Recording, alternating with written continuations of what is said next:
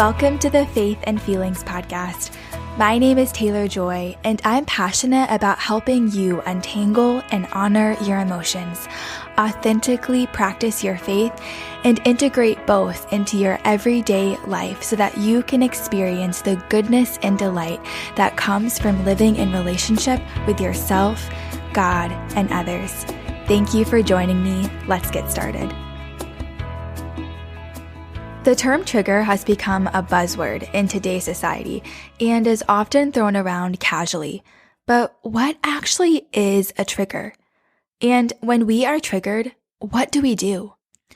We are in a 7-week series on anxiety, and last week we talked about what triggers are and how they form.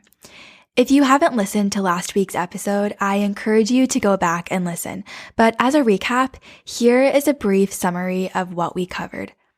At its heart, triggers are reactions to past trauma. Essentially, triggers are the result of how our brains have processed and filed painful experiences and memories. When we are triggered, our bodies are sending us reminders of something painful or confusing that happened to us in the past and that is affecting our present. Triggers are real, powerful, and incredibly individual. It's so important that we understand the biology of triggers and also how to practically respond when we are triggered. So today I'm going to talk about 3 practical strategies for coping with triggers. But before I do, I want to briefly touch on some common trigger symptoms. In other words, what does a trigger feel like in your body? While the range of symptoms is broad, here are some common physical signs that you might be experiencing a trigger. Feeling scared, panicked, anxious, or unsafe.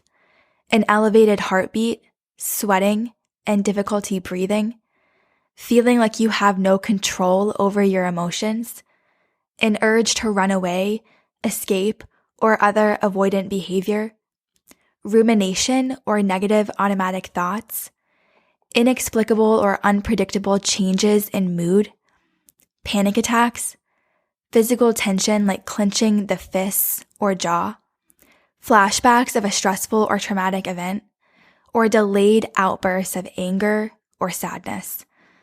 As you probably noticed, triggers elicit powerful physical responses in your body. On a biological level, triggers send your body into a hyper-vigilant state by flooding your body with cortisol. Oftentimes, you can seize up or feel like you can't move or function.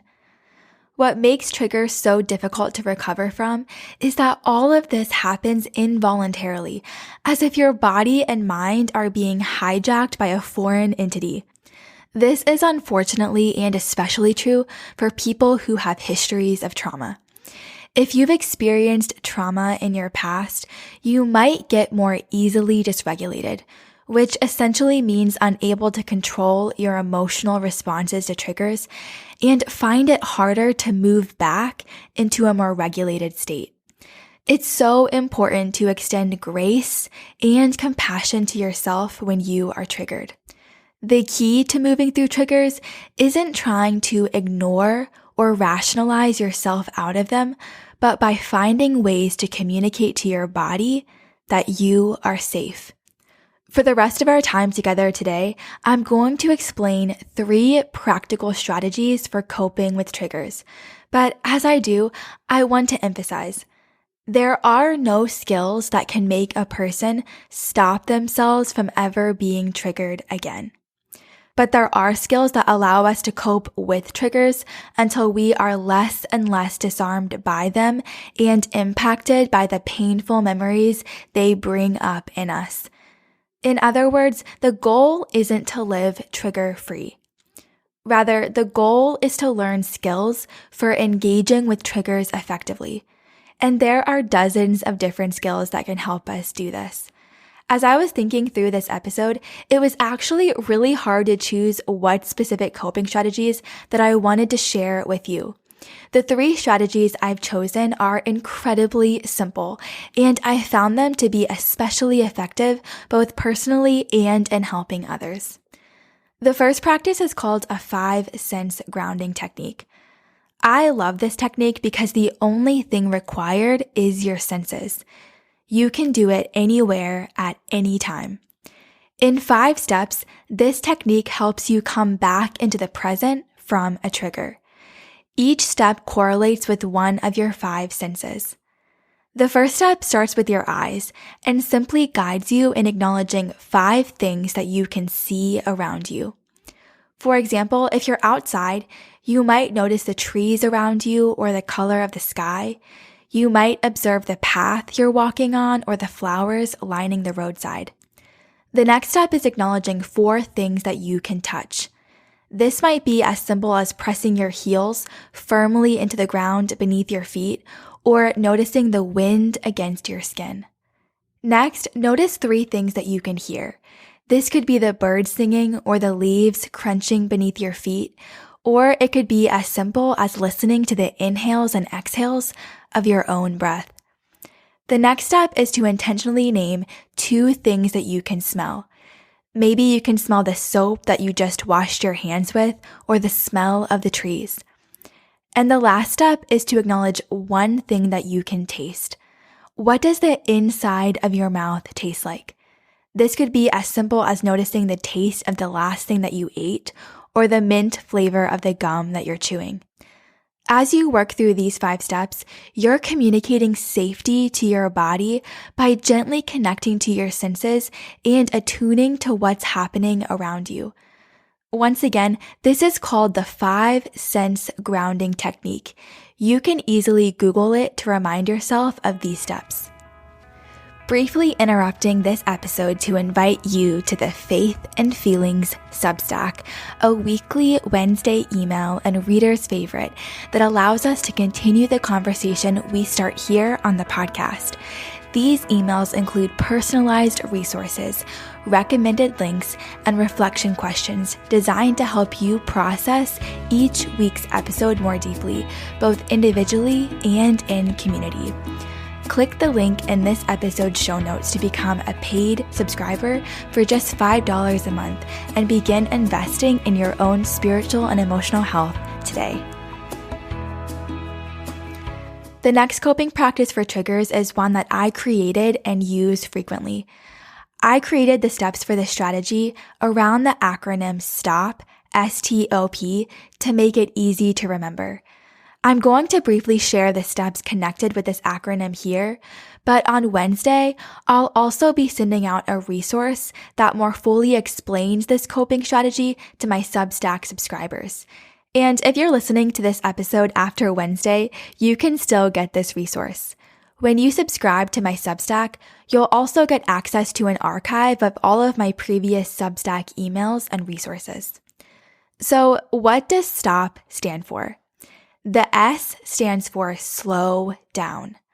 When we are triggered, it often feels impossible to think coherently, let alone process why we might be feeling this way.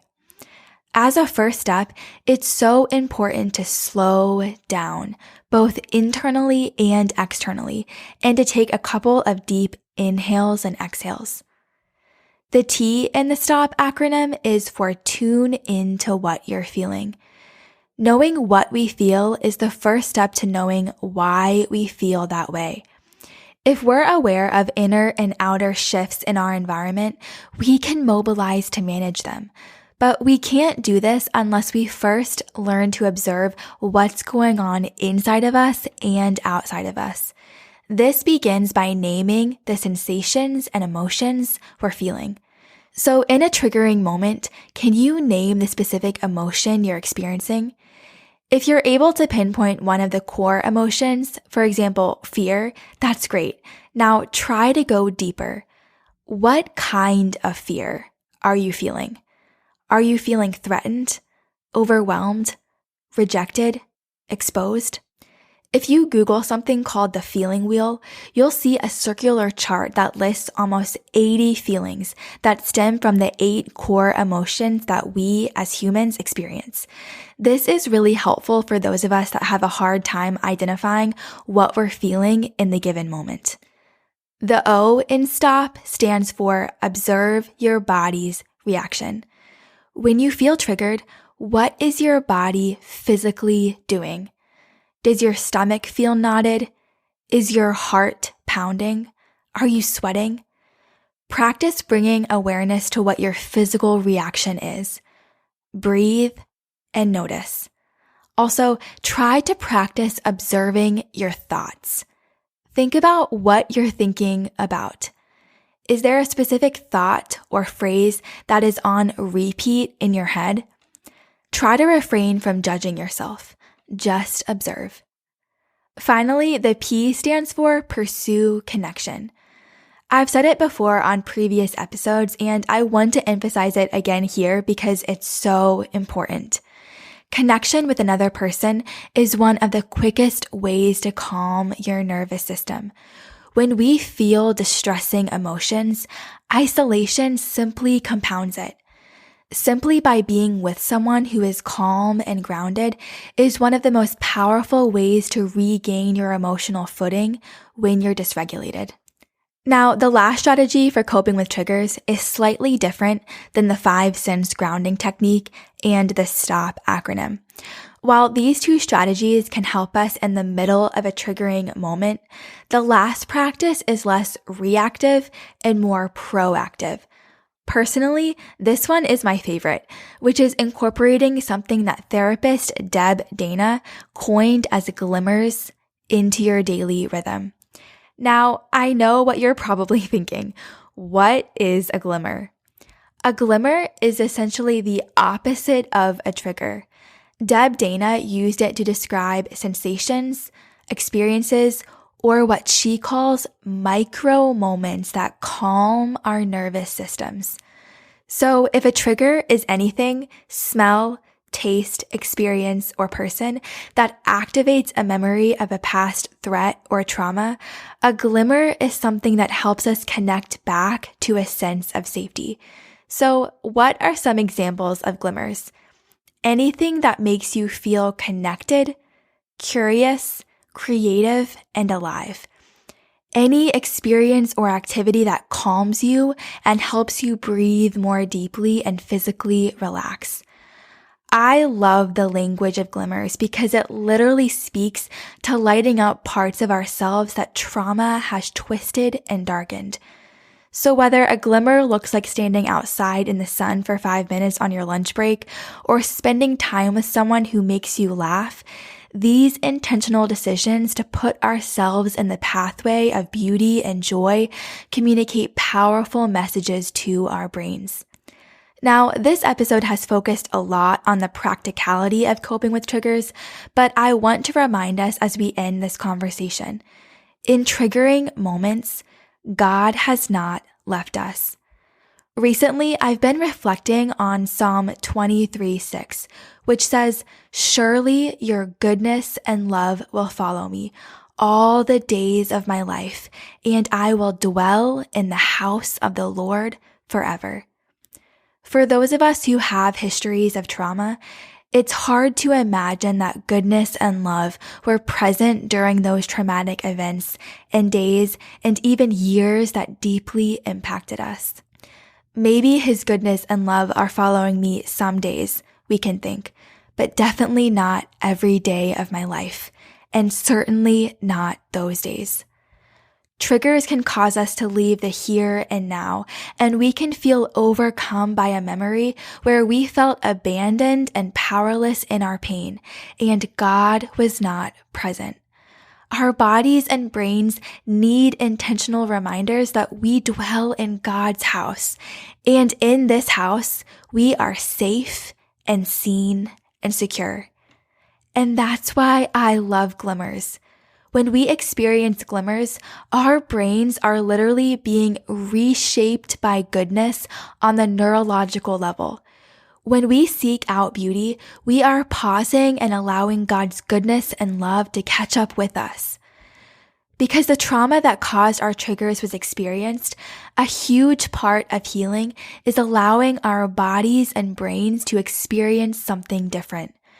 Glimmers provide our brains with different memories to file away, memories that communicate safety and goodness to our bodies rather than danger and harm.